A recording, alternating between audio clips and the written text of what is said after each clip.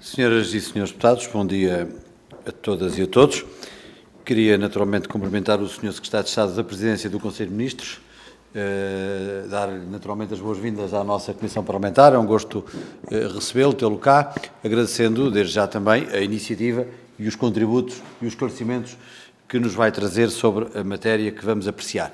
Senhoras e senhores deputados, eu queria informar que o relatório que vamos aqui apreciar já foi atempadamente distribuído por Vossas Excelências. A apresentação que o Sr. Secretário de Estado vai usar também julgo que já está distribuída por e-mail, portanto já terão nos vossos e-mails, poderá ser útil no decurso dos nossos trabalhos. E queria informar também que a nossa Galeria de Tempos, ou relembrar que a nossa Galeria de Tempos prevê uma intervenção inicial do Sr. Secretário de Estado de 10 minutos, cabendo depois uma primeira ronda a cada um dos grupos parlamentares, na proporção ou no tempo que está identificado na própria grelha de tempos e que saberão, e depois uma segunda ronda e uma terceira ronda. Uma segunda ronda de 3 minutos a cada grupo parlamentar, o Sr. Secretário de Estado responderá no fim, e uma terceira ronda, se tal for desejável, de 2 minutos por cada senhor e senhor deputado inscrito, cabendo ao Sr. Secretário de Estado o mesmo tempo no total para depois responder no fim. Na primeira ronda, o Sr. Secretário de Estado responde de imediato a cada um dos grupos parlamentares no fim do uso da palavra. Iniciará o grupo parlamentar do PSD, iniciará o Sr. Secretário de Estado, conforme disse, com 10 minutos iniciais para a apresentação do relatório. Faz favor, Sr. Secretário de Estado.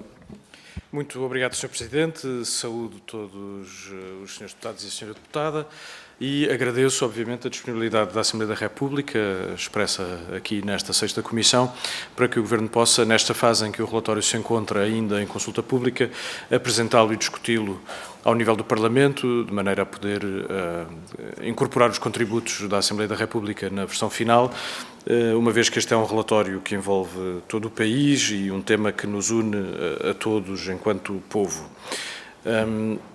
A síntese que trouxe aqui começa desde logo pelas mensagens principais, para dar nota de que este relatório reitera o compromisso do país com a concretização da Agenda 2030 e dos Objetivos de Desenvolvimento Sustentável, assente no mesmo princípio no qual assenta a República Portuguesa, o do respeito pela dignidade da pessoa humana, e nos dois grandes valores da Agenda 2030, reconstruir melhor e não deixar ninguém para trás. Continuando a centrar as prioridades do país na erradicação da pobreza, na luta contra as desigualdades e na promoção de um desenvolvimento sustentável, global, justo, equitativo e inclusivo. Este segundo relatório voluntário nacional, o primeiro foi apresentado em 2017, assenta num diagnóstico crítico dos desafios e dos progressos registados entre o primeiro relatório e aquele que nos propomos este ano apresentar. A elaboração do relatório foi, contudo, mais ambiciosa do que apenas restrita ao seu próprio âmbito. Quisemos que ele fosse verdadeiramente um catalisador de um novo ciclo de governação da Agenda 2030 em Portugal e, a partir dele, promover uma maior articulação multinível em duas áreas-chave. Dotar a agenda de coordenação política robusta entre nós e promover uma abordagem integradora de todos os níveis do governo, nacional, regional e local e de toda a sociedade. E para garantir a aplicação desta abordagem, foi alterado o modelo de coordenação para congregar todos os agentes interessados, quer fossem do setor público, quer da sociedade civil. E, portanto, a Resolução do Conselho de Ministros 5/2023 colocou no centro do Governo, isto é, na presença do Conselho de Ministros, por isso sou eu que aqui estou a apresentar-vos este relatório, a abordagem nacional na esfera interna da implementação da Agenda 2030, sem prejuízo da continuidade do acompanhamento da área governativa dos negócios estrangeiros, na dimensão externa, internacional e, muito em particular, no domínio da política da cooperação. Esta abordagem, até ao momento, tem demonstrado potenciar a coerência e a convergência das políticas públicas, garantindo a articulação das duas dimensões, interna e externa, da agenda. Esse novo modelo de governação assenta numa comissão de acompanhamento, que foi criada a muito alto nível, portanto, com representantes das duas áreas governativas que enunciei, mas também dos governos regionais, das autarquias locais, através da ANP e da ANAFRE, do Conselho Económico e Social, para ter a participação da sociedade civil, mas esta dimensão também reforçada pela cooptação de 3 personalidades de reconhecido mérito na área do desenvolvimento sustentável, o professor Filipe Duarte Santos, o professor João Ferrão e a arquiteta Helena Roseta. As principais competências desta comissão foram, desde logo, coordenar a elaboração deste relatório que hoje estamos aqui a discutir, mas também também deve coordenar a promoção de uma atuação de permanente sensibilização e envolvimento da sociedade e dos níveis da administração para a prossecução da agenda e, mais perto do final do ano, elaborar o Roteiro Nacional para o Desenvolvimento Sustentável 2030. O relatório, do ponto de vista metodológico, tem a perspectiva governamental e, na perspectiva governamental, não é apenas a do Governo da República, mas também a dos governos das regiões autónomas, a perspectiva regional e local e a perspectiva da sociedade civil. Isto foi obtido através de uma consulta pública muito transversal, através de um conjunto de assembleias participativas em todo o território nacional, incluindo as regiões autónomas, mas também de atuação qualitativa no envolvimento de, permitam-me o anglicismo, stakeholders que contribuíram para a elaboração do relatório. Foram feitas análises de dados estatísticos a partir da Autoridade Estatística Nacional e dos fluxos de ajuda pública ao desenvolvimento, mas também foi feita uma pesquisa documental sobre outras análises, bem como do Sistema de Planeamento Nacional ao nível dos instrumentos de política de alto nível. Isso permitiu identificar a evolução e integração no Sistema de Planeamento de Políticas Públicas Nacional do alinhamento com a agenda, através da verificação da incorporação do princípio não deixar ninguém para trás e dos instrumentos financeiros que concorrem para a implementação dos objetivos da agenda. Conseguimos alinhar os progressos e contributos do ponto de vista dos governos e de indicadores estatísticos e integrar a prossecução no plano regional local e da sociedade civil organizada das respectivas perspectivas. Mas não deixámos de aproveitar o relatório para identificar desafios e, acima de tudo, analisar quais devem ser os próximos passos.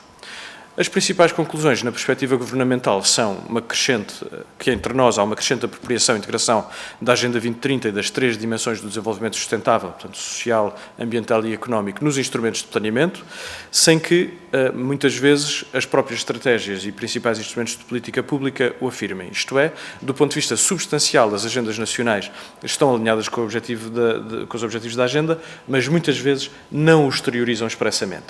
E essa é uma melhoria que nós podemos incorporar para o futuro.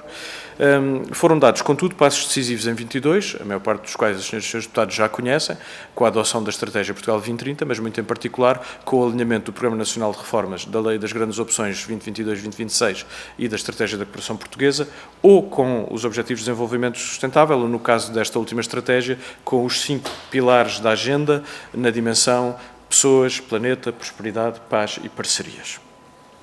Nos instrumentos de planeamento setorial, apenas 34% fazem referência explícita aos ODS, embora incorporem o princípio não deixar ninguém para trás em 3 componentes principais: condições económicas, direitos humanos e igualdade de género. Os objetivos mais identificados pelas áreas governativas impactados pelos instrumentos de planeamento são o 12, o 9 e o 4.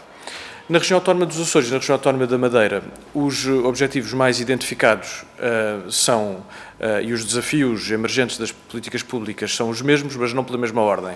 As alterações climáticas e a pobreza, em ordem diferente nas 2 regiões autónomas, e o impacto da pandemia da Covid-19, e são os ODS indicados no slide, aqueles que cada uma das regiões autónomas identificou como prioritários.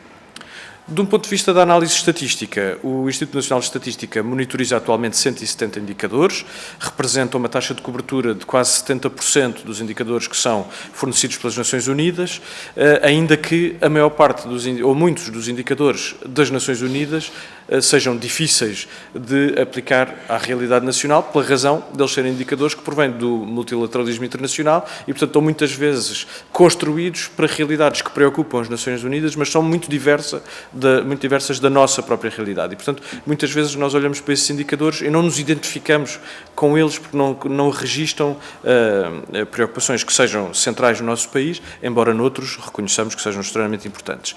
Ainda assim, o resultado dessa implementação, que é um resultado meramente estatístico, demonstra que 61% das metas evoluem no sentido desejado, 19% ainda não têm avaliação, 9% não apresentaram evolução nem no sentido positivo nem negativo e 11% evoluem num sentido contrário ao desejado, concentradas em 2 dos ODS.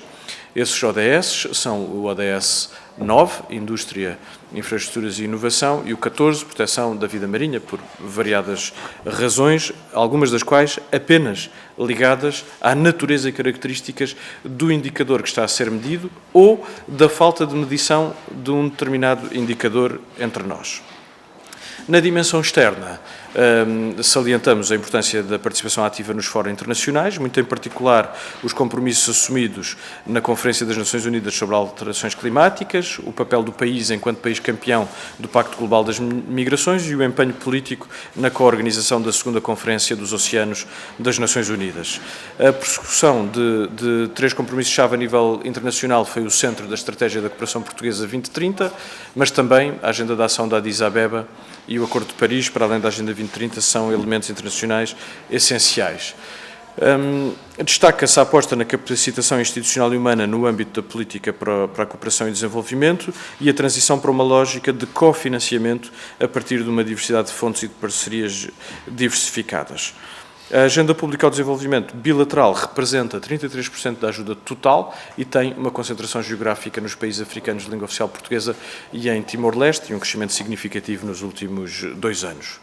Ao nível bilateral, há uma concentração nos objetivos sociais da Agenda 2030, como educação e saúde, governo, sociedade civil e infraestruturas sociais, e 30% foi consagrado na ajuda à igualdade de género e ao empoderamento das mulheres. Ao nível multilateral, destacamos o âmbito da União Europeia, do Sistema das Nações Unidas, o Comitê da Ajuda ao Desenvolvimento da OCDE, a CPLP, a Cimeira Ibero-Americana e as instituições financeiras internacionais. Ao nível regional, verificou-se que as CCDRs têm as suas estratégias alinhadas com a Agenda 2030, embora com níveis de apropriação e integração que variam consoante a região.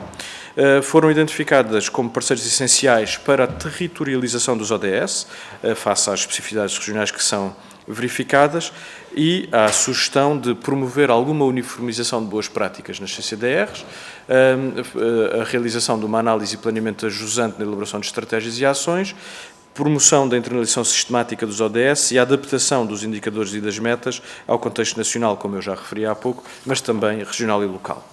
As autarquias locais são um ponto muito forte do nosso relatório, desempenham um papel fundamental das suas competências e atribuições nos seus domínios de atividade diária, de forma intrinsecamente associada ao cumprimento dos ODS, e a apropriação dos ODS por parte dos municípios é crescente, embora, logicamente, diferenciada. Os aspectos de evolução mais significativos que o relatório aponta é a criação de uma secção dedicada aos ODS na Associação Nacional de Municípios, com a qual, aliás, reuni em plenário na última segunda-feira, precisamente no âmbito das audições relativas ao relatório. A integração de alguns municípios em redes internacionais, como é o caso do programa SDG Cities, e a criação em muitos municípios de equipas técnicas em instrumentos de programação e orçamentação. Ao nível da orçamentação, as autarquias locais que se empenharam nesse domínio estão, aliás, mais avançadas do que os próprios instrumentos centrais nos quais estamos a trabalhar. Um destaque muito particular para as iniciativas ODS local e para o Índice de Sustentabilidade Municipal. As empresas apresentam um estadio mais relativo de desenvolvimento, os avanços registados estão ligados a plataformas colaborativas e à definição de princípios e compromissos para a sustentabilidade, mas este é um domínio onde o país tem que progredir melhor. Na academia existe boa apropriação ao nível dos currícula, mas só agora é que começam a dar-se passos no sentido de incorporar os ODS na governança das instituições de ensino superior. A sociedade civil organizada destaca, clara, uma falta de definição de prioridades e exige maior articulação junto dos governos. E, portanto, uma vez que já estou a esgotar o meu tempo, a estratégia Portugal 2030 e os instrumentos de financiamento externos estão alinhados com a Agenda 2030. Os principais desafios e lições aprendidas apontam para o espaço que ainda existe para consolidar a utilização da agenda como referencial principal para a coerência e convergência de políticas públicas, a existência de desafios sistémicos nos trade-offs, nos spillovers e nos benefícios recíprocos entre ODS, um problema na disponibilidade de indicadores e a possibilidade de fazer uma maior desagregação e adequação à realidade nacional, um impacto forte dos desafios e das megatendências como a pandemia e a guerra. Para próximos passos, a elaboração do Roteiro Nacional para a Sustentabilidade até ao final do ano, continuando a manter esta dupla abordagem de todas as camadas de governo e de toda a sociedade, mantendo no plano externo os compromissos nos fóruns internacionais e, para além do Fórum Político de Alto Nível, também a Cimeira dos ODS em setembro, em que Portugal deverá apresentar metas intermédias concretas adaptadas à realidade nacional para se aproximar da agenda. É tudo, Sr. Presidente. Muito obrigado pela tolerância. Muito obrigado, Sr. Secretário de Estado. Tolerância que, naturalmente, é justa e também que é habitual, dentro do que é razoável, pelo que agradeço também a capacidade de síntese e a forma como expôs o assunto que nos reúne aqui hoje. Vamos iniciar então a ronda pelos grupos parlamentares. Inicia o grupo parlamentar do PSD. Sr. Deputado Jorge Mendes, faz favor, tem até 7 minutos. Muito obrigado, Sr. Presidente.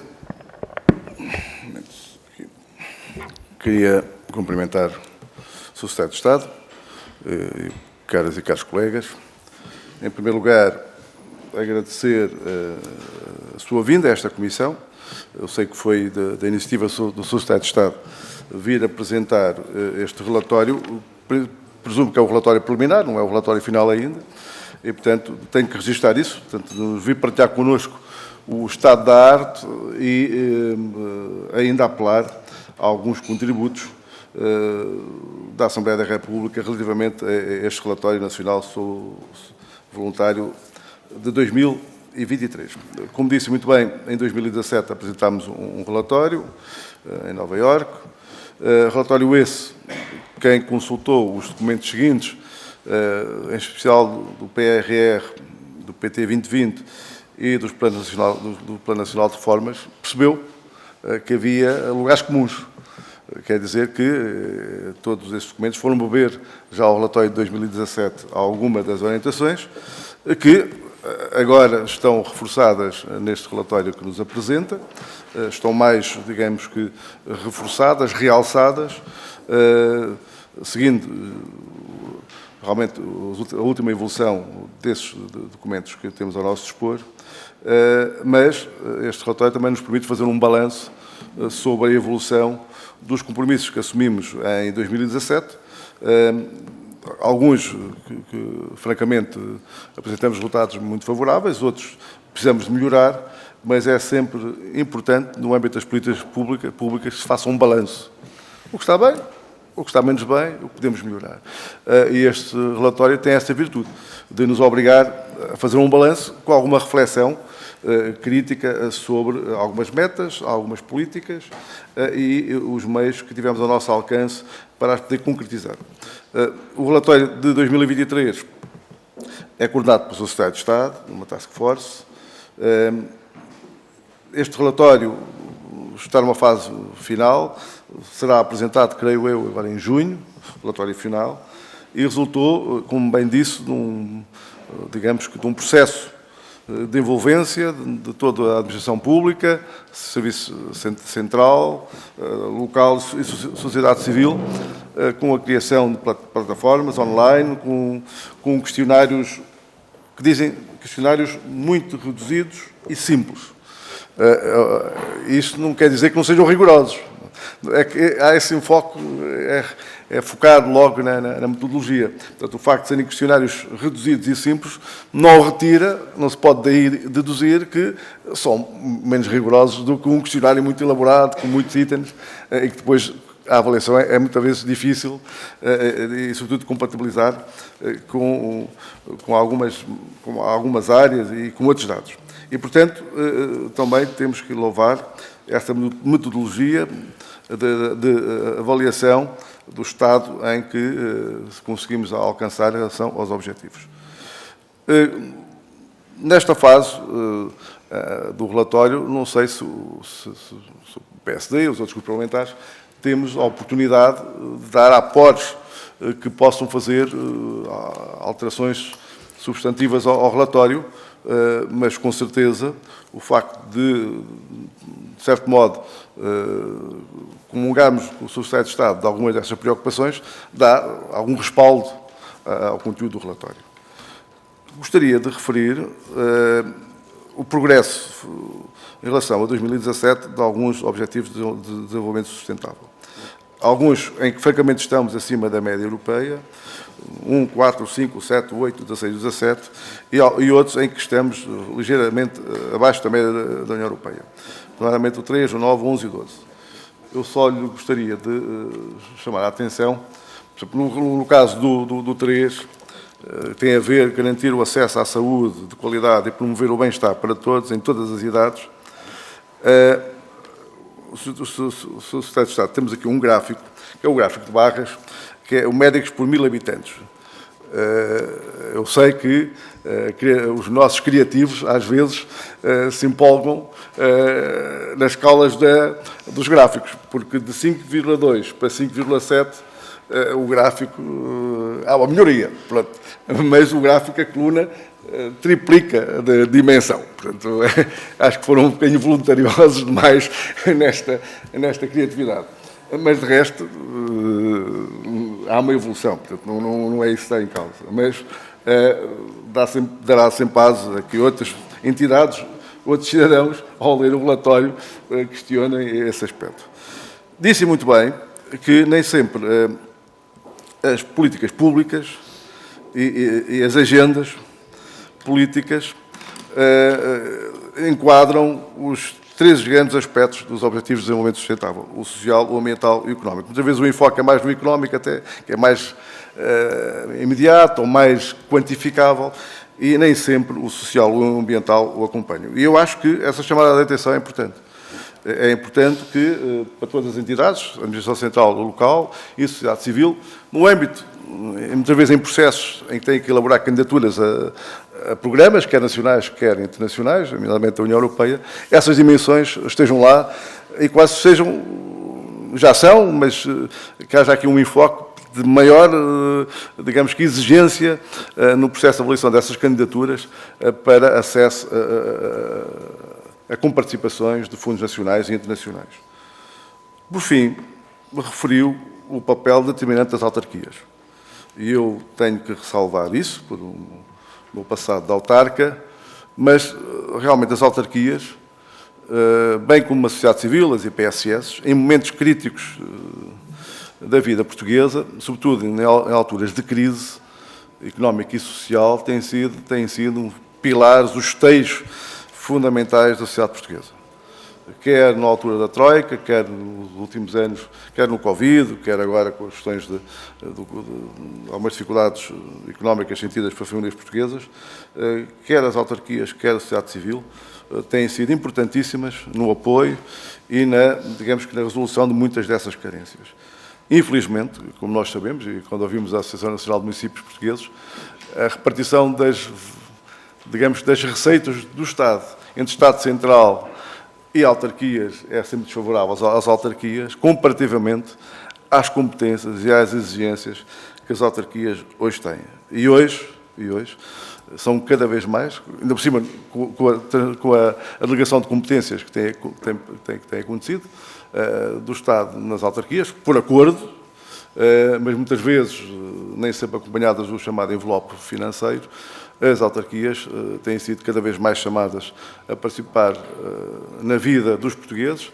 Houve uma altura em que a grande preocupação eram as infraestruturas. Hoje é cada vez mais o bem-estar social e económico das famílias. Sr. Deputado, para terminar, vou terminar já. Muito obrigado. E do desenvolvimento das regiões. E por isso também apraz aqui registrar essa sua preocupação, ao constar no relatório a importância determinante das autarquias neste processo. Muito obrigado. Muito obrigado, Sr. Deputado. Sr. Secretário de Estado, 7 minutos também para responder, por favor. Muito obrigado, Sr. Presidente. Muito obrigado, Sr. Deputado Jorge Salgueiro Mendes. O Relatório Nacional Voluntário de 2017 acaba por ser um relatório corajoso, neste sentido. A agenda é adotada em final de 2015, inicia a sua vigência em 2016 e Portugal foi um dos primeiros, salvo erro, 5 países, estou a citar de memória, portanto, permita-me, se porventura estarei a falhar, a balançar-se essa responsabilidade de apresentar um relatório voluntário nacional. E as metodologias de elaboração deste tipo de relatórios ainda não estavam suficientemente maduras e a diversidade de experiências que vem a ocorrer pela apresentação de cada vez mais e mais relatórios por outros Estados-membros das Nações Unidas ainda não estava completamente recolhida. Portanto, quando lançámos a estratégia para a elaboração do relatório voluntário 2023, e relembro que o compromisso foi assumido pelo Presidente da República em 2022 na Assembleia Geral das Nações Unidas, tínhamos o dever de fazer um relatório metodologicamente mais robusto e que respondesse melhor àquilo que é o próprio manual de orientações das Nações Unidas para a elaboração deste tipo de relatórios. Portanto, queria-lhe agradecer a referência que faz ao processo participativo que este relatório teve por base, porque ele, de facto, marca uma diferença forte relativamente não apenas ao relatório de 2017, mas à generalidade dos processos de elaboração de reportes deste tipo em políticas públicas entre nós. Portanto, nós fizemos o processo de envolvimento das partes interessadas relevantes antes de começar a redigir o relatório. Ou seja, para podermos colher a posição de quem desejava participar antes de condicionar o debate com a apresentação da primeira versão do relatório. E fizemos-lo por todo o país. Fizemos assembleias participativas em todas as regiões e fizemos visitas a boas práticas em determinados objetivos específicos. Ao mesmo tempo, decorreu os questionários, que quando dizemos que são reduzidos e simples, aquilo que queremos dizer é que foram metodologicamente construídos para reduzir o risco de falta de resposta pelos respondentes. Muitas vezes o que acontece é que inquéritos muito complexos conduzem a que quem tem o dever de responder hesite, o faça com superficialidade ou mesmo não responda. E não foi isso que desejámos fazer, mas complementámos os questionários depois com dimensões de interação qualitativa do tipo entrevista e dinâmicas participativas que ocorreram ao nível técnico, em paralelo com o périplo nacional em que auscultámos a sociedade civil participativa. E agora há um segundo momento da auscultação, já em face de uma primeira versão do relatório. Fazemos uma consulta pública que está em curso, aliás, aproveito para anunciar que o prazo vai ser alargado até ao início da próxima semana, para podermos continuar a receber contributos nessa fase. Essa consulta pública foi depois ativada por uma pequena campanha que procura motivar a participação, que tem estado a passar no Serviço Público de Rádio e de Televisão e nas redes sociais, e recolhe também os contributos dos municípios e das freguesias, do Conselho Económico e Social e também do Parlamento, e, portanto, é evidente que sim, Sr. Deputado, nós estamos à espera de receber contributos da Assembleia da República e dos grupos parlamentares e com desejo de os poder incorporar neste relatório. O relatório não é um relatório do Governo, o relatório é um relatório do país e, portanto, tem que ter a capacidade de representar da forma mais ampla possível a realidade e, acima de tudo, mostrar o envolvimento e empenhamento de todos os responsáveis. E é altamente valorizado o envolvimento dos Parlamentos Nacionais nas dinâmicas de elaboração dos relatórios e daí o meu pedido para vir a esta Comissão apresentá-lo e sensibilizar também os senhores deputados, que já estão naturalmente sensibilizados, mas reforçar essa sensibilização para que possam participar. Há também, no Fórum Político de Alto Nível das Nações Unidas em julho, um fórum para parlamentares. Portanto, a Assembleia da República pode organizar-se para participar presencialmente no Fórum Político de Alto Nível e existe um espaço dedicado a esse efeito, como aliás existe também para poderes regionais e locais, e a Delegação Nacional incluirá a Associação Nacional de Municípios Portugueses, através da Sra. Presidente, para que possam também participar presencialmente no momento em que o país procura valorizar o seu progresso na implementação da Agenda 2030.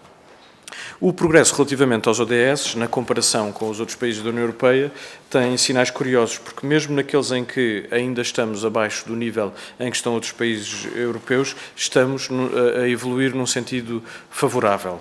A dificuldade é de comparar os dados na forma como são tratados pelo Eurostat, com os dados na forma como são tratados pelo Instituto Nacional de Estatística, porque não é exatamente igual, o que torna a leitura das análises estatísticas nacionais por confronto com as análises das estatísticas europeias um pouco difícil, porque há um certo desalinhamento entre indicadores. Mas, em todo o caso, se olharmos só para a comparação que o Sr. Deputado aqui sugere no espaço europeu, mesmo naqueles em que ainda estamos abaixo da União Europeia, estamos num sentido evolutivo, o que é um bom sinal a registar. Recolho desde já como contributo do Sr. Deputado a questão da escala do gráfico, vamos ter isso em conta na paginação da versão final do relatório. Devo dizer que não houve nenhuma orientação de natureza política para as dimensões técnicas do relatório. Este relatório é, aliás, já um produto muito acabado daquilo que foi uma política do 23º Governo, do 22º ainda, na sua fase final, de criação de um Centro de Competências de Planeamento, Avaliação e Políticas Públicas, porque foi este serviço, com o apoio logístico da Secretaria-Geral da Presidência do Conselho de Ministros, que suportou as dimensões técnicas do relatório. E parte das diferenças qualitativas do relatório que aqui apresentamos ainda nesta fase inicial, face ao de 2017, já são fruto desta maior capacidade da administração pública portuguesa responder tecnicamente nas dimensões da avaliação de políticas públicas. E acho que essa é uma aposta ganha que fica provada nestas 250 páginas que analisamos hoje aqui. É verdade que devemos exteriorizar melhor os instrumentos nacionais de estratégia e de políticas públicas com a agenda. Essa é uma conclusão muito forte deste relatório e isso também tem que passar para o discurso político, para a agenda política, para não apenas numa dimensão simbólica, como eu aqui trago hoje, de quando falo de Objetivos de Desenvolvimento Sustentável, colocar o PIN das Nações Unidas. Não é um PIN na lapela que conta, o que conta é incorporar verdadeiramente no pensamento estratégico e no discurso político os valores da agenda. O papel das autarquias é um dos aspectos mais fortes deste relatório e é um dos aspectos que nós mais desejamos sinalizar às Nações Unidas, a dimensão multinível da implementação da Agenda 2030 e a força que tem a implementação local. E por isso, como já disse, vamos integrar a Associação Nacional de Municípios Portugueses na Delegação Nacional e procuraremos que tenham um espaço de intervenção próprio durante o Fórum Político de Alto Nível em julho. Muito obrigado, Sr. Secretário de Estado. É agora a vez do Grupo Parlamentar do Partido Socialista. Senhora Deputada Fátima Pinto, faz favor, até 7 minutos também. Muito obrigada, Sr. Presidente. Cumprimento o Sr. Presidente, Senhoras e Senhores Deputados, e queria, antes de mais, saudar o Sr. Secretário de Estado da Presidência do Conselho de Ministros e agradecer o facto de ter sugerido a esta Comissão de Economia, a realização desta audição parlamentar no âmbito da preparação do segundo relatório voluntário nacional sobre a implementação da Agenda 2030 e que, como já foi referido, será apresentado no próximo mês de julho no Fórum Político de Alto Nível das Nações Unidas para o Desenvolvimento Sustentável em Nova Iorque. Relatório que se encontra em discussão pública e cujo prazo, que terminava amanhã, foi então alargado, conforme aqui nos informou. Agradecemos a apresentação que fez do relatório e partilhamos da opinião de que é fundamental promover a auscultação de todas as partes interessadas do setor público e da sociedade civil, assegurando uma abordagem inclusiva e ponderada e que possa estimular uma nova dinâmica na governação e na apropriação da agenda em âmbito nacional. Uma abordagem mais inclusiva e participada através do envolvimento de todos os atores, não só do setor público, mas também por parte das organizações não governamentais, dos parceiros sociais, da academia e do setor privado. Este relatório tem, assim, como objetivo não só acompanhar e avaliar o progresso de Portugal na implementação dos Objetivos de Desenvolvimento Sustentável, fornecendo informações sobre as ações políticas e medidas que foram adotadas para os alcançar, assim como os desafios enfrentados e os progressos realizados, mas também a identificação das áreas prioritárias para a ação futura, reiterando o compromisso da implementação da Agenda 2030 e a concretização dos ODS, nomeadamente no que diz respeito a questões como a erradicação da pobreza, a promoção da igualdade de género, a ação climática e o desenvolvimento sustentável, entre outros temas relevantes para a agenda global da sustentabilidade. O Relatório Nacional Voluntário deverá ser uma ferramenta importante, não só para a prestação de contas, mas principalmente para o intercâmbio de experiências entre os diversos países, permitindo que os governos, organizações da sociedade civil e outras partes interessadas partilhem conhecimentos e melhores práticas na busca do objetivo final, que é o desenvolvimento sustentável global. Atentando à informação presente no relatório, não poderia deixar de destacar o mapa que consta na página 55 e que diz respeito aos Objetivos de Desenvolvimento Sustentável para Portugal, comparando a distância face às metas e ao desempenho dos 27 da União Europeia, e em que é possível verificar de uma forma simplificada que a maior parte dos ODS, mais precisamente 9 em 14, se situa no quadrante superior direito do gráfico, isto é, no conjunto daqueles em que Portugal evoluiu e o seu estado é melhor do que na União Europeia. E os restantes 5 se encontram no conjunto dos quais Portugal evoluiu, mas o seu estado ainda permanece abaixo da União Europeia. Pelo que, através deste simples gráfico, conseguimos perceber claramente que, comparativamente com a União Europeia, Portugal apresenta um bom desempenho na maioria dos objetivos, com 62% das 124 metas apreciadas no relatório a registarem uma evolução positiva desde 2015. Contudo, há algo que também ressalta da leitura do relatório, e foi aqui também já mencionado pelo Sr. Secretário de Estado, e que deverá ser uma preocupação presente e crucial para o sucesso da Agenda 2030 e que se trata de uma maior necessidade de integração da Agenda e dos ODS no planeamento das políticas públicas, nomeadamente nos instrumentos como a Estratégia Portugal 2030, no Programa Nacional de Reformas, na Lei das Grandes Opções e na Estratégia de Cooperação Portuguesa 2030.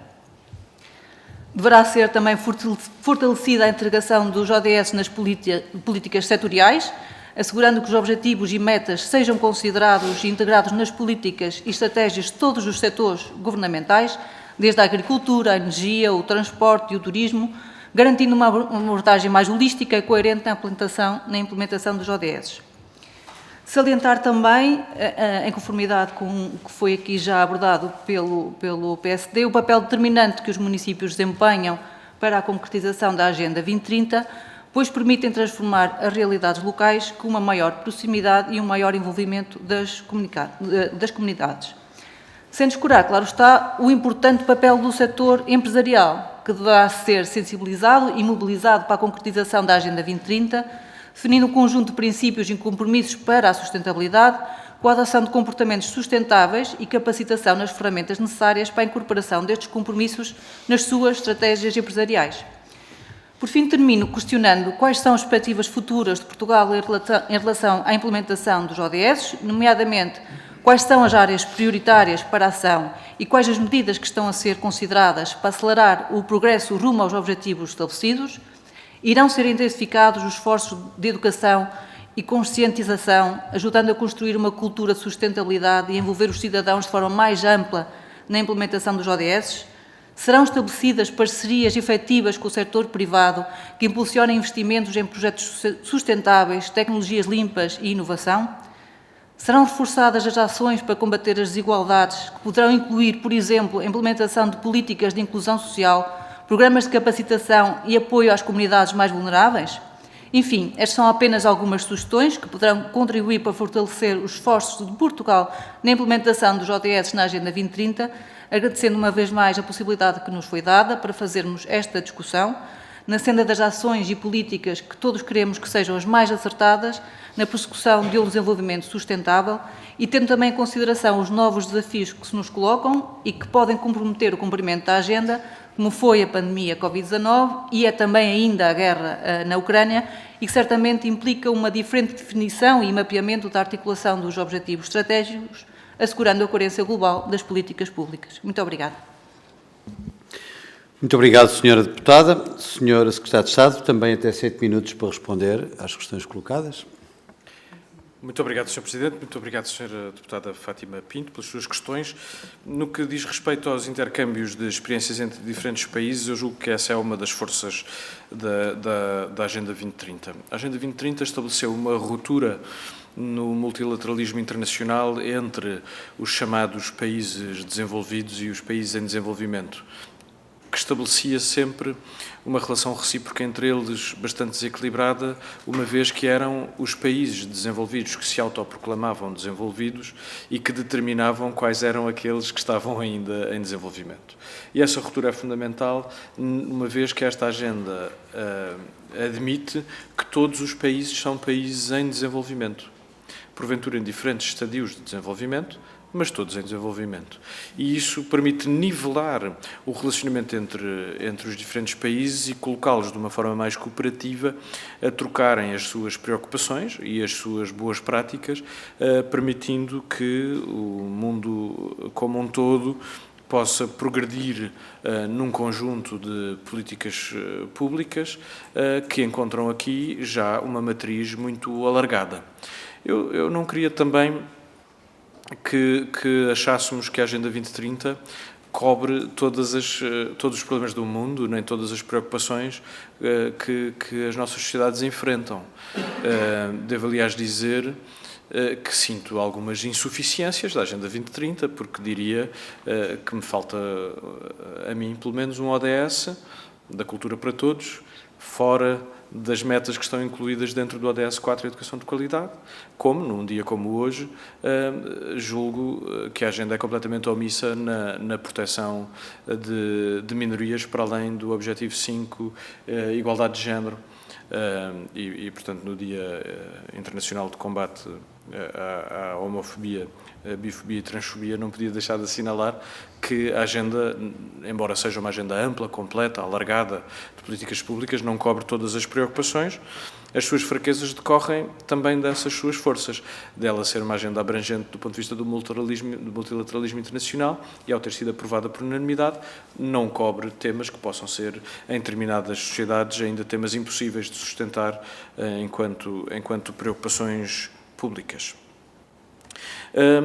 O relatório aponta com muita força a ideia de que é preciso reforçar a integração dos Objetivos de Desenvolvimento Sustentável nos instrumentos de políticas públicas, mas aponta uma preocupação ainda mais interessante e também mais fácil de resolver, que é a exteriorização desse alinhamento, ou seja, concluímos que substancialmente as políticas estão alinhadas, porque apesar de tudo Portugal e as suas prioridades estão em linha com a posição que assumiu neste fórum multilateral que aprovou a agenda, e portanto não é anormal que a nossa estratégia substancialmente, em todo o caso, já esteja alinhada. O que muitas vezes deixamos de fazer, em nosso prejuízo, é dizer que está. E é isso que nós temos que passar a fazer por rotina nos instrumentos e no dia-a-dia. Sinalizarmos os momentos de concretização de política pública em que o fazemos de forma clara e expressa, em linha com a Agenda 2030 das Nações Unidas. Os municípios têm-no feito, algumas boas práticas têm-no feito com extraordinária eficácia. Dou o exemplo do projeto Bairros Saudáveis, coordenado pela arquiteta Helena Roseta, razão, aliás, que levou a que fosse cooptada pelos membros permanentes da Comissão de Acompanhamento para a própria Comissão. Todos os mais de 200 projetos locais foram, pelas comunidades, identificados em termos do seu alinhamento com a Agenda 2030. E, portanto, todos vinham associados já a estes quadradinhos da imagem das Nações Unidas, aqueles a que estavam dirigidos. E isso fez duas coisas. Primeiro, identificar o alinhamento desse projeto em concreto, que tem um grande impacto ao nível nacional, a partir das iniciativas de base local, do seu alinhamento com a agenda, mas também da capacitação daquelas comunidades que de forma participativa desenvolveram aqueles projetos, onde todas as cidadãs e todos os cidadãos ficaram a conhecer a Agenda 2030, a saber o que ela significa e de que modo é que o seu projeto e a sua vida de todos os dias impacta na agenda. E, portanto, era um aspecto também importante salientar. O reforço, quer da coerência de políticas públicas, quer uma coordenação permanente da sociedade civil na implementação, são neste momento objeto de um programa de assistência técnica que o país se candidatou e cuja candidatura foi aprovada, financiado pela Comissão Europeia e materializado pela OCDE, em que vamos trabalhar até ao final do ano nessas duas dimensões, em criar ferramentas institucionais de coerência de políticas públicas e de uma metodologia de envolvimento permanente da sociedade civil, para que o envolvimento das partes interessadas relevantes não seja um momento em que nós fazemos um périplo, em que nós fazemos um processo aberto de audições, mas não uma metodologia permanente em que discutir o grau de implementação da Agenda 2030 seja tão natural na vida pública como respirar, e que o próximo relatório voluntário nacional, cujo horizonte se prevê, de acordo com as boas práticas, até 2027, possa ser simplesmente uma emanação natural daquilo que foi um processo de permanente sensibilização, de permanente reporte e de permanente envolvimento de todos os níveis do governo e da sociedade civil no alinhamento do país com a agenda. Já não é no horizonte desta legislatura, portanto, em princípio, já não seremos nós, pelo menos eu, responsável por isso nessa ocasião, mas gostaria que essa fosse uma metodologia que deixássemos implementada para que o país desse continuidade até 2030 a uma estratégia de coerência de políticas públicas e de permanente envolvimento multinível que permitisse melhorar a forma como implementamos a agenda e as futuras agendas, depois de 2030, que possam ser adotadas na fileira internacional, porque a Agenda 2030 para o Desenvolvimento Sustentável assenta num histórico de outras agendas, algumas das quais pouco sucedidas, como era o caso dos Objetivos de Desenvolvimento do Milénio, mas, ao contrário de uma atitude de desistência, as Nações Unidas avançaram para objetivos ainda mais exigentes. No que diz respeito aos reforços que serão feitos, estão já elencados nos grandes programas de investimento, PRR, PT 2030, na própria estratégia Portugal 2030, da alocação de instrumentos de financiamento às prioridades de políticas públicas, e serão precisamente o objetivo do Roteiro Nacional para o Desenvolvimento Sustentável, em que apontaremos metas concretas e o caminho para as atingir, de maneira, nas 3 dimensões do desenvolvimento económico, social e ambiental, o país poder canalizar o seu investimento para o reforço do cumprimento destes objetivos. Muito obrigado, Sr. Secretário de Estado. É a vez agora do Grupo Parlamentar do Chega. Sr. Deputado Filipe Melo tem até 6 minutos, por favor. Faz favor. Muito obrigado, Sr. Presidente. Cumprimento os Srs. Deputados, cumprimento o Sr. Secretário de Estado. Sr. Secretário de Estado, eu confesso que tenho alguma dificuldade em falar sobre isto e vou-lhe dizer porquê. Primeiro porque eu entendo, e nós entendemos, que a política se faz para as pessoas, não se faz para Bruxelas, não se faz para a fotografia. E o que aqui está feito é isto.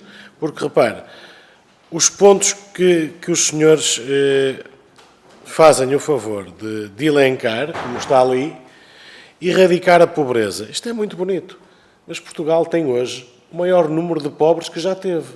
São quase 4 milhões de portugueses no limiar da pobreza. E o que é que o Governo faz?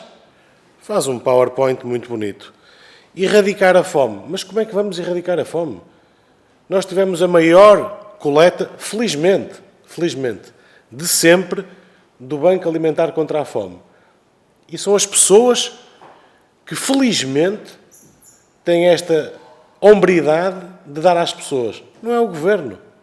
Portanto, continuo a ter dificuldade em perceber esta vossa agenda para 2030.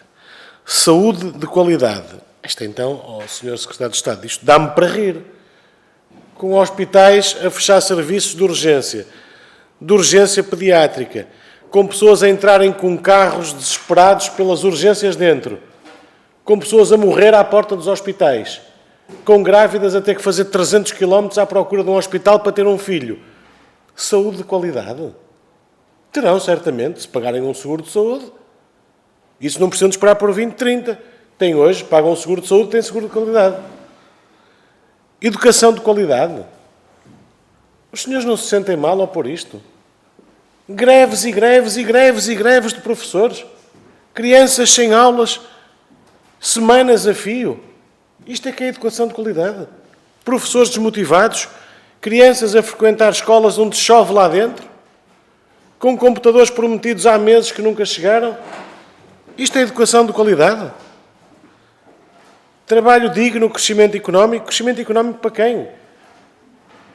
Os dados apresentados pelo Governo e com revisão em alta pelas instâncias europeias são uma realidade, é verdade. Aí temos estado de acordo. Há trabalho feito e os indicadores são positivos. Mas só passam a ser positivos quando chegarem às famílias, quando as pessoas sentirem a vida a melhorar. E não é com um prolongamento de 30 euros mensais por mais 2 meses que as pessoas veem a sua vida melhor. Paz, justiça, instituições eficazes, mas que justiça? José Sócrates prescreve daqui a 1 ano. 10 anos para se fazer justiça. Isto é a vossa agenda para 2030? Sr. Secretário de Estado, eu tenho dificuldade, sinceramente, em falar sobre isto. E volto a dizer, a política faz para as pessoas, não se faz para Bruxelas nem para a fotografia. Taxas de conclusão do ensino básico, secundário, superior aumentaram. Mas vocês querem atirar areia para os olhos de quem? Claro que aumentaram sem chumbos, sem exames intercalares, sem exames intermédios. Todos passam de ano. Claro que as taxas aumentaram. Mas isto é para quem não está minimamente atento. O volume das bolsas de estudo aumentaram? Aumentaram. Mas também o número de estudantes, felizmente, no ensino superior aumentou. E aqueles que desistem porque não têm bolsa de estudo, porque os pais não atingem determinado tipo de rendimento, ou ultrapassam por pouco, e não podem estudar. Ou porque não podem pagar alojamento fora das suas cidades. Ou porque não conseguem o alojamento e alimentação fora das cidades. Sr. Secretário de Estado, eu gostava, sinceramente, todos gostávamos, a bem do país, de poder dizer coisas positivas a respeito disto. Não conseguimos. Dietas saudáveis, biodiversidade, com certeza que sim. Mas isso são as pessoas que têm que escolher. Não é como agora o Governo lembrou-se que vamos proibir a venda de tabaco em determinados sítios. Quer dizer, então falam tanto em liberdades, tanto em igualdade e querem restringir a minha liberdade. Eu não posso comprar tabaco agora. Vamos arruinar os pequenos negócios. Vamos lá ver. Eu começo a ter dificuldade em perceber isto. Reporte de desenvolvimento sustentável, pontuação de 73%. Em 34 países somos o 21º. E ainda fazemos publicidade disto. No ODS 10 estamos no 18º lugar. E ainda conseguimos fazer publicidade disto. Sr. Secretário de Estado, eu confesso que eu tenho dificuldade em falar sobre isto. E por não ter muito mais para lhe dizer sobre isto. Repare, em 308 concelhos do país, no SO 37120, sabe quantos temos distinguidos? Vila do Bispo, com uma excelente classificação. Famalicão, que até é do meu distrito, e é uma excelente cidade para se viver, certificado Gold. Sintra, Porto e os restantes. É isto que nós temos para apresentar? Senhor Secretário de Estado, eu não tenho muito mais para dizer. Lamento. Eu gostava de dizer muito mais e melhor para bem do país, que acho que é isso que nos deve mover a todos. Mas termino como comecei. A política faz para as pessoas e pelas pessoas. Não se faz para Bruxelas nem para a fotografia. Muito obrigado. Muito obrigado, Sr. Deputado. Senhora Secretária de Estado, faz favor, também até 6 minutos. Muito obrigado, Sr. Presidente. Muito obrigado, Sr. Deputado. Permita-me que lhe responda com a mesma franqueza com que me interpelou. O Sr. Deputado denota dificuldade em falar sobre este tema.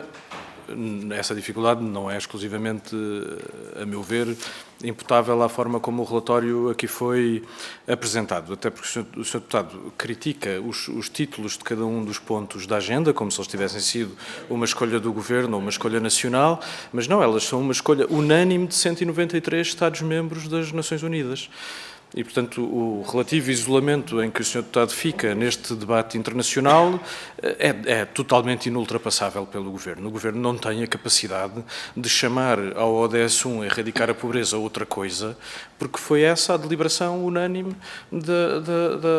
do Fórum das Nações Unidas para o Desenvolvimento Sustentável em 2015, aliás, anterior ao 21º Governo Constitucional, o primeiro liderado pelo atual Primeiro-Ministro. Portanto, a agenda é aquela que é, aquela que foi adotada nas Nações Unidas. E, portanto, nós não temos nenhum forte desejo de fazer publicidade a nada. Isto é um relatório de reporte. A Autoridade de Estatística Nacional informou qual é que era a posição do país nos 70% de entre os 200 e qualquer coisa indicadores que as Nações Unidas prepararam, e é o que é. O relatório é o que é. Não é publicidade, é depois uma auscultação às diferentes camadas do Governo, um reporte qualitativo de alinhamento. Isto não é um instrumento de publicidade, pelo contrário, o Sr. Deputado, ao ver com mais detalhe estas 250 páginas, podia até encontrar aqui dimensões autocríticas e fazer uma intervenção que apontasse ao Governo, que até apresenta um relatório que obriga a uma reflexão, pois com certeza é para isto que isto serve. As políticas públicas não se fazem a partir de relatórios, mas não dispensa. A avaliação de políticas públicas não é dispensável. Portanto, este instrumento é fundamental para nós podermos fazer uma discussão alargada, saudável, entre todos, do ponto em que nos encontramos e o que é que temos que fazer daqui para a frente.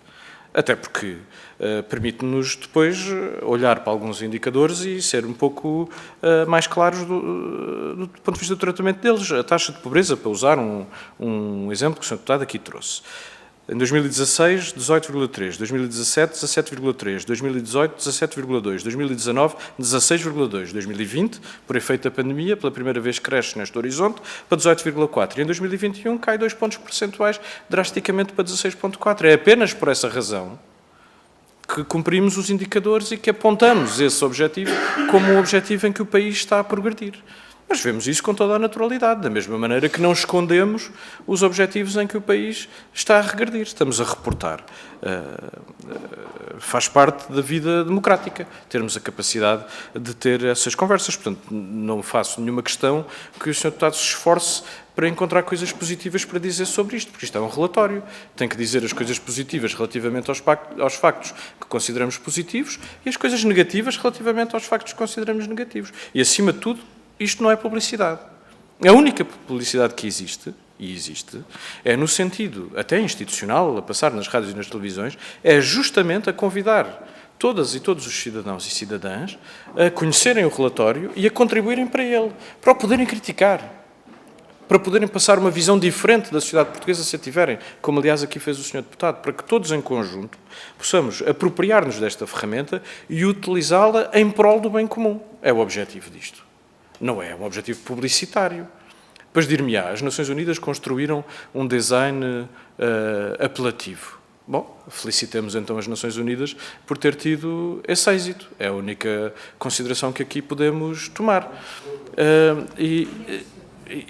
Portanto, quer dizer, Sr. Deputado, a mesma dificuldade que o Sr. Deputado tem a falar sobre isto, encontro eu também em responder-lhe, porque, de facto, um relatório tão abrangente de políticas públicas pode prestar-se a esse tipo de fragmentação, de nós irmos à procura, nele, de tudo aquilo em que possamos encontrar uma divergência.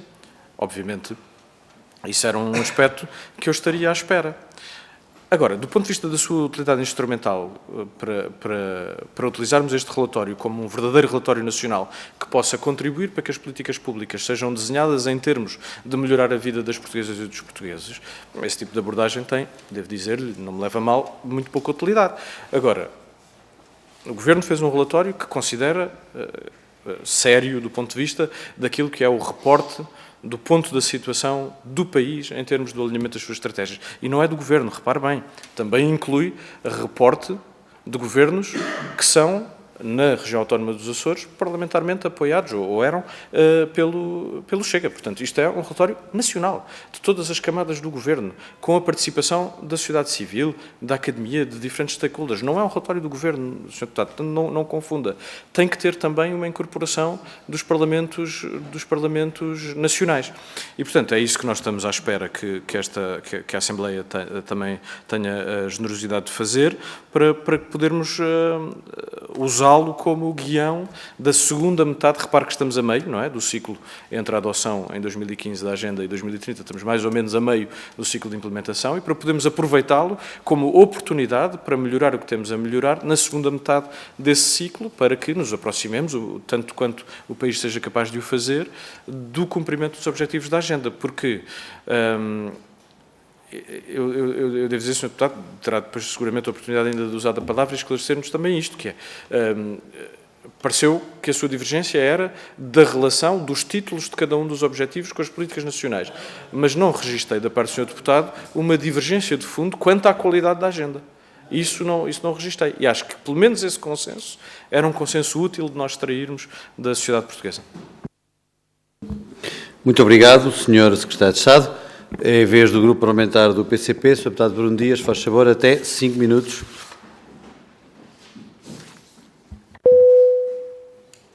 Muito obrigado, Sr. Presidente, Senhoras e Senhores Deputados. Bom dia a todos.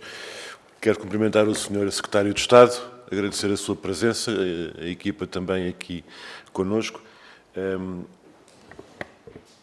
Eu diria que, salvo algum mal-entendido, não estava a imaginar que houvesse uma divergência sobre a utilidade deste relatório e deste processo de acompanhamento, avaliação e até o debate e a reflexão que pode suscitar a partir do ponto de situação, digamos, das metas e dos objetivos de desenvolvimento que estão colocados nesta agenda das Nações Unidas, e é que cada país, cada Estado das Nações Unidas deveria e deve assegurar de uma forma empenhada, não apenas para a estatística ou para a apresentação, ou como está na moda dizer-se, para o PowerPoint, mas de uma forma séria, de uma forma rigorosa, os objetivos em concreto e as políticas que eles depois devem justificar e exigir.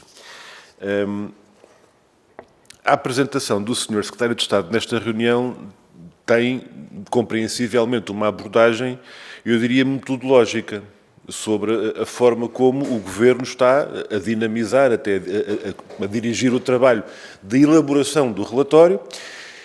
E eu gostaria de, registando essa informação, julgo que há aqui um aspecto que poderá ter importância também, que é esse envolvimento e essa participação, eu diria, esse trabalho coletivo entre instituições e órgãos de soberania e entidades do nosso país. O Sr. Secretário de Estado disse mais do que uma vez, e nós concordamos, isto não deve ser um relatório dos governos, deve ser um relatório dos países, e o nosso como tal. A questão que daí depois pode ter um efeito também prático, e não apenas uma questão de princípio, o efeito também prático, que é a densificação, nomeadamente, das metas que estão por avaliar.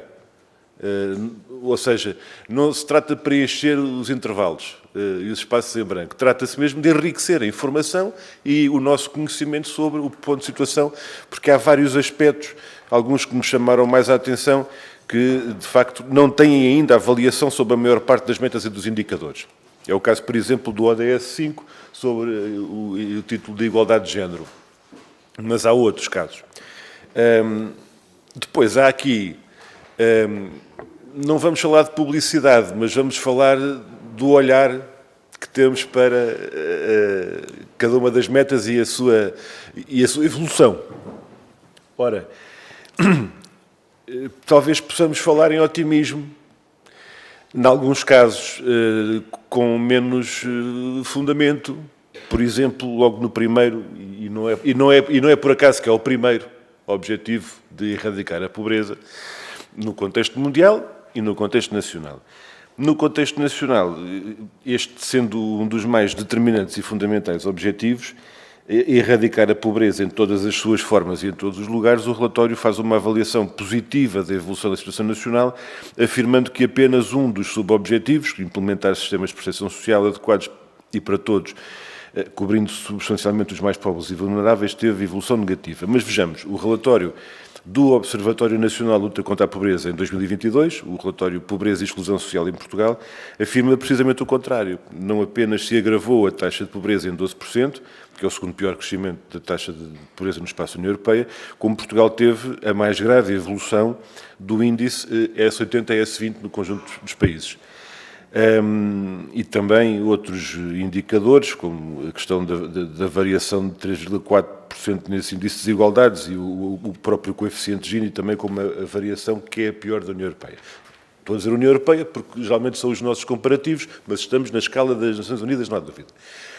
Ora, há aqui um aspecto que também se coloca relativamente a outros objetivos, que é a diferença entre políticas, eu direi, medidas legislativas, iniciativas governamentais, que se declaram servir determinado objetivo, e quantas mais, então melhor está a evolução daquelas metas. Não sei se me estou a fazer entender. Fazermos a medida das políticas em função dos seus objetivos declarados e que, teoricamente, concorrem para a evolução daquele objetivo, versus os resultados propriamente ditos dessas medidas. E aí eu julgo que há um aspecto deste relatório que importa questionar, que é a diferença entre as intenções declaradas e os objetivos verificados. Em 2022 ficámos melhor, porquê? Porque adotámos muita coisa que serve para aquele objetivo. Não, a gente vai avaliar os resultados das medidas que, entretanto, fomos tomando. Nem tudo, nem nada. Não é? Isto não é uma situação de tudo ou nada, mas eu julgo que poderá haver aqui algum desequilíbrio metodológico nessa abordagem. Na educação e na saúde, apesar de uma avaliação globalmente positiva pelo relatório, é evidente uma estagnação e um retrocesso em diversas dimensões dos serviços públicos. Falava mesmo agora daquela dimensão autocrítica. O próprio relatório reconhece evoluções negativas, paralisações na evolução e, em muitos casos, a ausência de avaliação, nesse caso.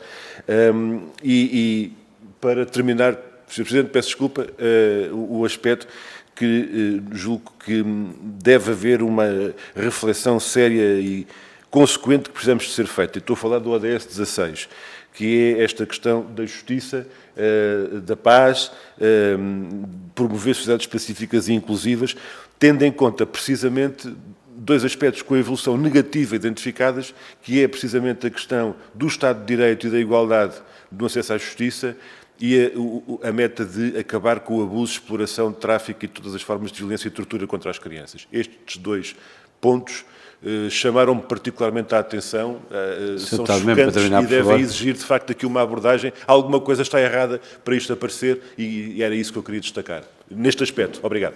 Muito obrigado, Sr. Deputado. Senhora e senhores deputados, antes de dar a palavra ao Sr. Secretário de Estado, queria dizer que ainda não tenho inscrições para a segunda ronda, o que é normal, porque também provavelmente dependerá ainda das respostas que o Sr. Secretário de Estado dará.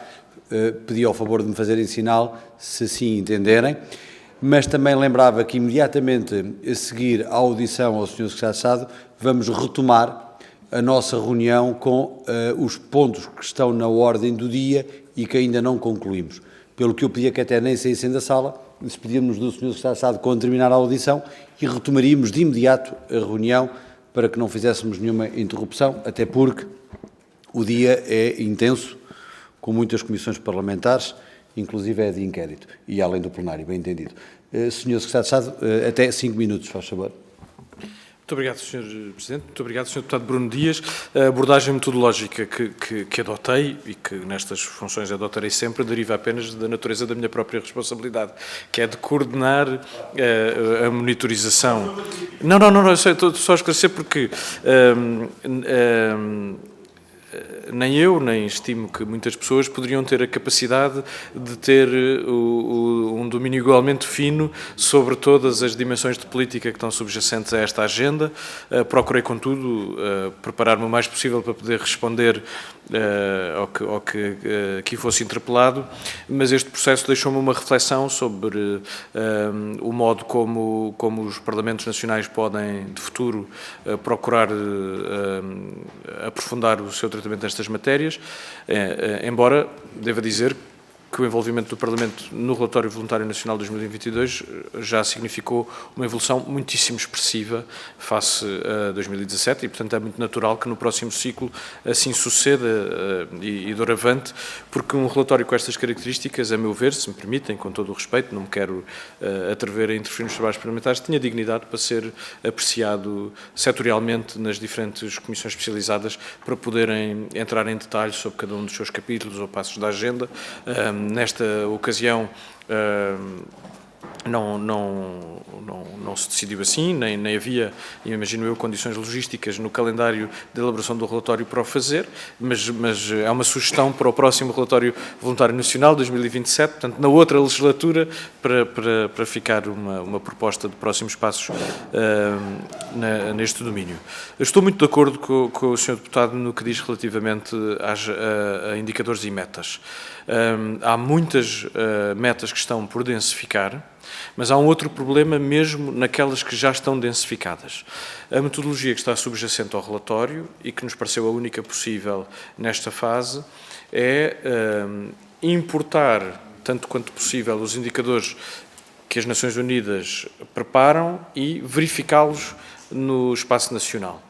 Isto depois confronta-nos com imensas dificuldades, porque há indicadores que não fazem sentido na realidade nacional, embora possam fazer imenso sentido noutras geografias, razão pela qual as Nações Unidas os terão adotado, e outras metas que nós teríamos interesse em medir, que mostrariam de uma forma mais fina a nossa realidade, ainda que por referência a esta agenda, ficam por medir. Isso é muito evidente no domínio da sustentabilidade ambiental. Nós temos metas de neutralidade carbónica, de redução de emissões, etc., que não são minimamente surpreendidas pelos indicadores que as Nações Unidas fornecem e que demonstrariam o posicionamento do país de uma forma ainda mais firme do que, apesar de tudo, nessas áreas já estamos, o relatório já consegue fazer.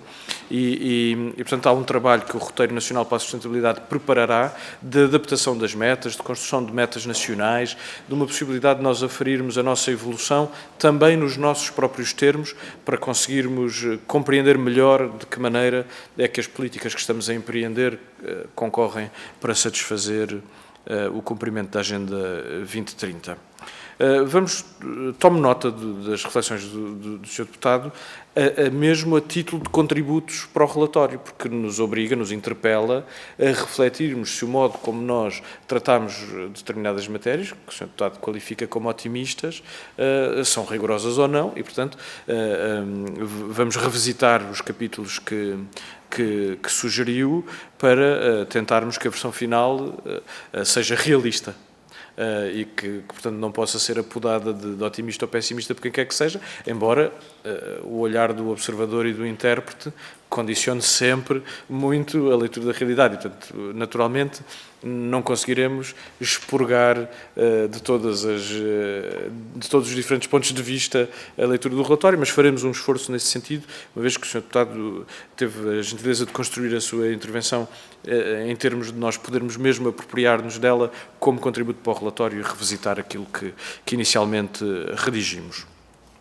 O que disse sobre a diferença entre as intenções declaradas e o que está reportado é também verdade noutro sentido, naquele sentido em que as metas não são adequadas a surpreender aquilo que, do ponto de vista do desenvolvimento de políticas passadas, já permitiria transmitir uma aproximação maior ao objetivo. Portanto, tem duas dimensões.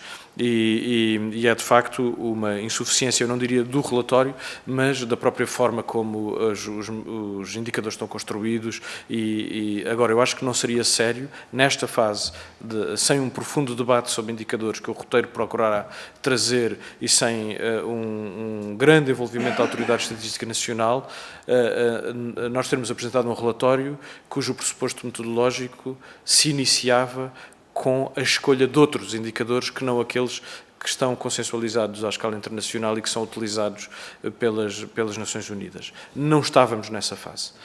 Espero que possamos chegar lá de uma maneira transparente para evitarmos a crítica inversa quando o fizermos, que é o Governo escolheu este indicador, mas este não é o indicador padrão que é utilizado para a comparabilidade internacional.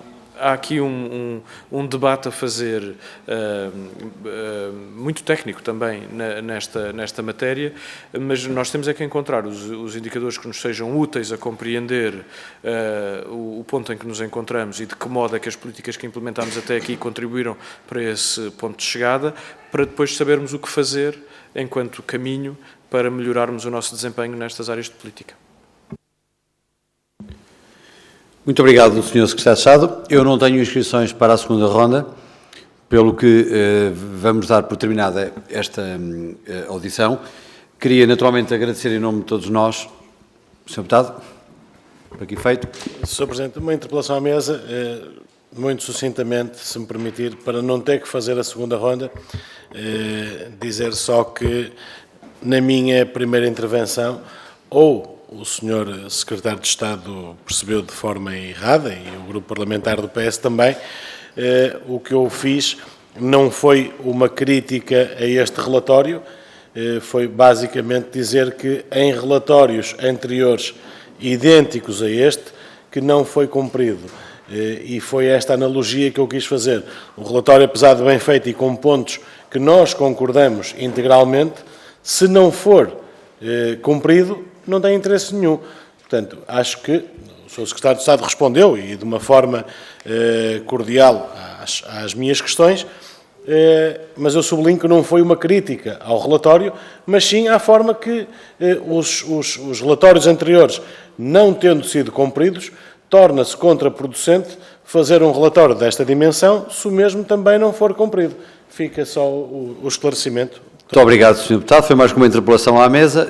Não sei se o Sr. Secretário quer acrescentar alguma coisa, mas é mais que uma interpelação à mesa, naturalmente. Pelo que eu acho que é correto dar-lhe a palavra. Muito obrigado, Sr. Presidente. Muito obrigado, Sr. Deputado. Ainda que fosse uma crítica, estava obviamente no seu direito de a formular, e era nosso dever ter a capacidade de escutar e de a incorporar, porque o processo de consulta é um processo sério, não é? Para que o relatório possa merecer o mais alargado consenso possível. O sentido da minha intervenção é porque me pareceu que a intervenção do Sr. Deputado se centrava também numa crítica, não ao relatório, mas face à própria agenda. Face à própria agenda.